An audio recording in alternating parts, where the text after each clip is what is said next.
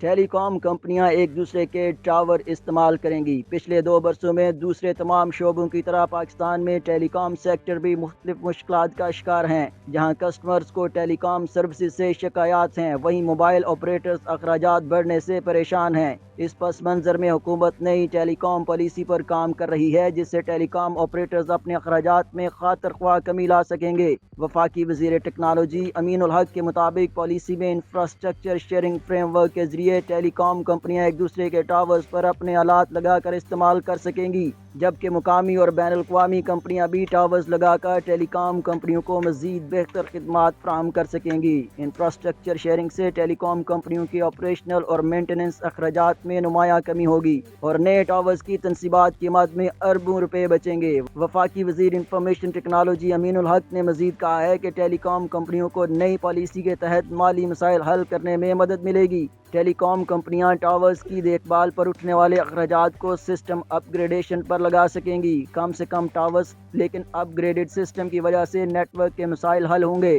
کم towers کی وجہ سے ماحولیات پر بھی مثبت اثرات مرتب ہوں گے۔